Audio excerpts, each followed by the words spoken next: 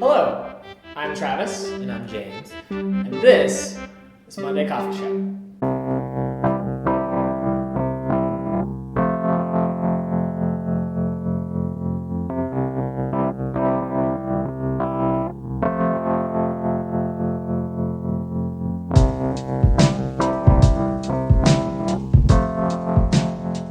So this week we're going to be talking about basically surviving high school and college, both socially and academically. So let's start with Travis. What was your high school experience like? It was good. I had it was much better than my middle school experience. My middle school experience was terrible, but to answer the actual question, high school was pretty cool. I went to a large high school in northeastern Pennsylvania.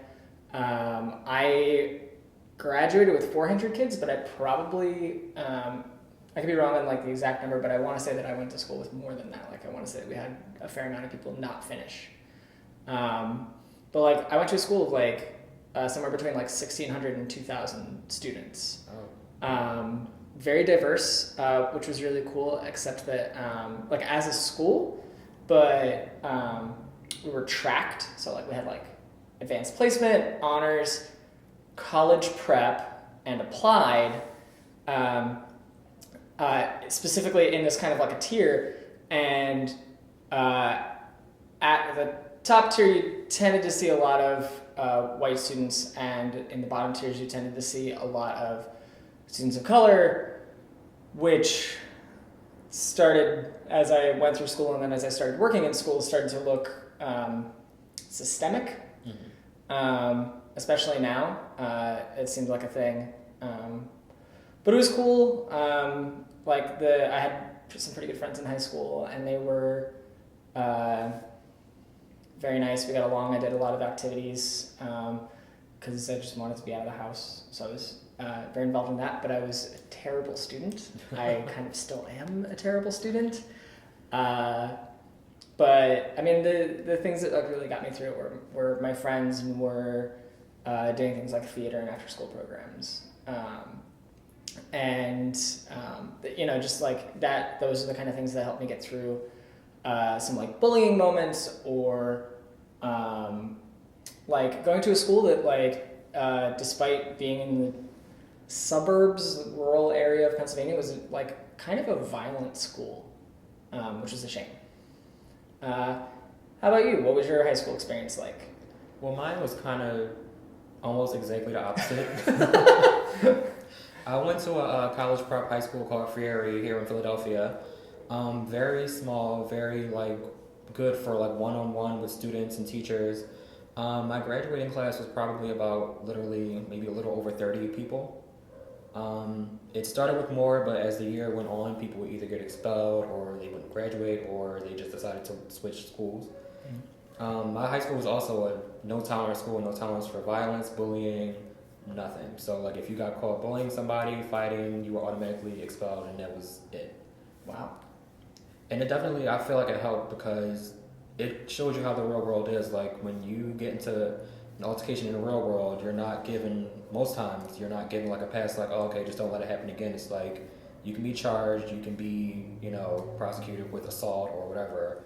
So I feel like it's like based on telling people like this is what the real world is like, so you should be, taught how to act accordingly. And it was also a college prep school, so it was a lot of more advanced material than I guess public schools. They were very big on prepping for the SATs. We had college counselors.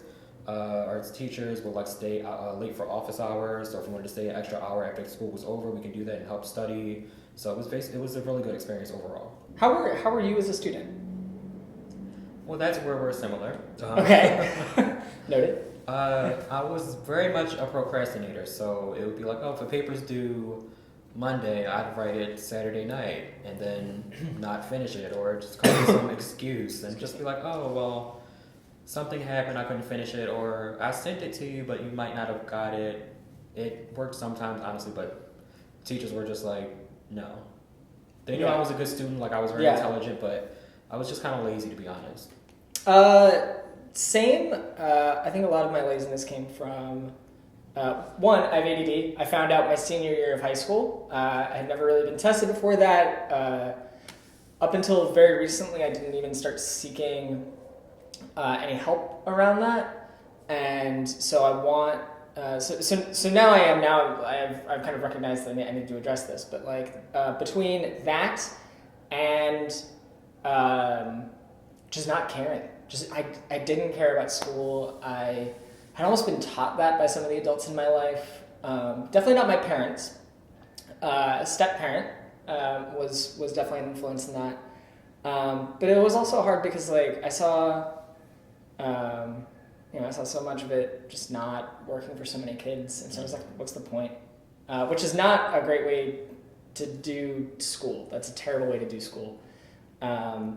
Because no matter what, whether it's doing something for you, like I wanted to be an artist, and that's what I'm doing, with stuff like this, with other video projects that I'm doing. And at the time, I really wanted to be an actor. So like the school really offered nothing for me in that regard, except for the extracurricular activities of a class around that, and also like a lot of really good music programs. So like that was good, but like those like core academic things didn't offer anything for that for me. So I didn't care. But I still needed to like get a high school diploma to be where I am and to do the things that I've done so far. And right now I'm working on finishing my bachelor's degree. Some of that I've acted the same way, where I haven't cared or I've been very angry about things, but I'm working my way through it. And I think that when I'm done, I'm going to be able to do some really cool stuff, because I can move from having a day job and doing stuff like this to doing stuff like this full time, and for people who will pay me a lot of money to do that.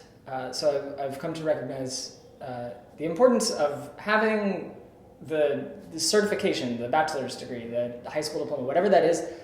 It's still like required to be doing these things, even if you find it stupid. That was my thing. I found everything pretty much that I didn't want to do stupid. And I also had this mentality, which is completely asinine, that I'd be like, oh, I don't like this teacher, so I'm not going to do work for their class. That doesn't affect anybody but you in the long run, and I learned that. So I think if you don't like a teacher, just deal with it, do your work to the best of your ability, and then they can't do anything because you're doing what you're supposed to do. So this isn't necessarily something that I did, but I remember like talking to students, and they would not do work or fail a test or do something to like get at their teacher, to like hurt their teacher, and I was like, what are you doing? That doesn't do anything. It doesn't do anything, I promise you. Because as an adult who worked in schools, not as a teacher, but like as an after school teacher, like it doesn't hurt me. It might be disappointing at the most, if it's if you have a good relationship with that student, they're doing that, or if you have a bad relationship with that student, but like they're not gonna they're not gonna change what they're doing because of that. There are better ways to protest than not doing homework to get at someone. Because you're risking your own education, and that's going to affect you in the future. Right. So, I mean, like that said, I'm sure that there is a creative way to do that, but that was not what the students around me were doing. To kind of like round this topic out, what was your like social experience with school? It was a joke, honestly, because when I first went into high school, I kind of had the mentality that I'm not going to be friends with these people because once you graduate, I'm not going to talk to you anyway. So I did make some people that were friends. I speak to like 2 people from high school now. The rest, we might be friends on Facebook, but we're not friends. In case you didn't know, we're not friends. So yeah, I mean, we can be associates, but we're not friends. Mm-hmm. But overall, it was from like 9th and 10th grade. I hadn't come out yet, so I had to deal with like a lot of like sly like comments and bullying or whatever. But by 11th grade, I just was like, yeah, I don't care. So kind of just came into myself in high school, thanks to my teachers as well. So especially Miss Lynn, because we actually go to the same gym. So I see her pretty often. Oh. When I do go to the gym, I need to get back in there. But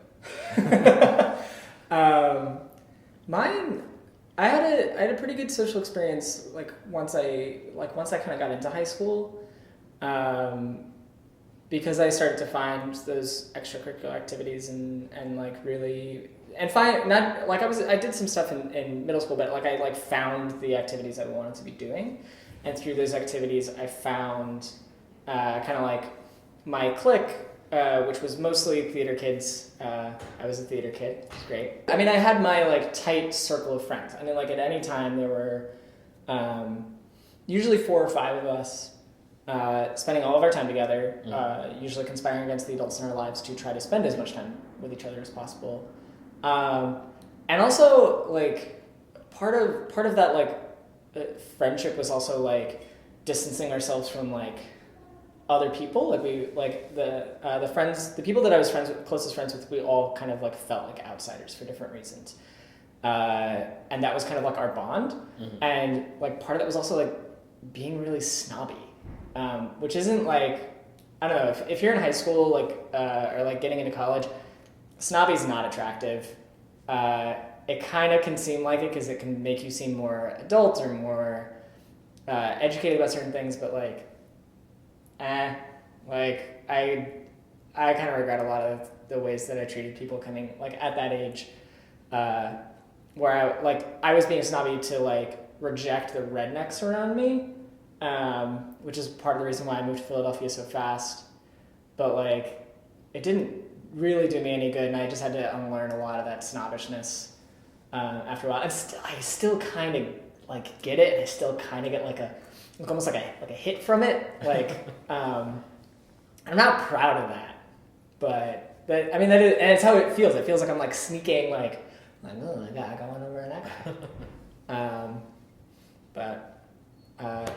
That was, I don't know, that was that for me. We were snobby outsiders. Like, well, see, I agree on that part. I was mean to like a few certain people, and I do regret it. I do apologize to those of you, even though I apologized before graduation. But it's kind of like you said, it's kind of a thing that like you kind of feel like you had to be a little snobby or whatever just to kind of. For me, it was just I kind of am a little bit but I'm still a good person. But it was more so of a defense mechanism because it's like, okay, if you're snobby, people won't want to talk to you, and it kind of eliminates a lot of conflicts that may happen. So it was kind of just like, if I'm like this, I'll turn some people off and they just won't want to associate with me at all. So that would kind of cut some things out completely, which I wanted. So right, yeah, that's something I understand. So we're curious, like how does our experience compare with yours? How were you the snobby outsider? Or were you the person who was what would be the opposite of that? A basic insider? I feel like that's kind of like, I feel like that's still me being snobby in saying that. So were you more of a, let's just be blunt, were you more of a bitchy type of person, or were you more inclusive and more accepting of other people? Because I was more bitchy, honestly. But I've changed. I tried to be inclusive, but I tried to be inclusive of like underdogs. Like if I saw that people were doing okay socially, like whatever, you're fine on your own. But I did try to at least be like nice to people who maybe I felt like were getting picked on, even if they weren't. Like that was a bias that I had and still have. But yeah, we wanna know about that. We want to know about like what your experience was. We can definitely respond to some comments, stories, whatever in the future. But until we do that, enjoy your coffee. It's very tasty. And we'll see you next week when we talk about Christmas. Bring on the gifts.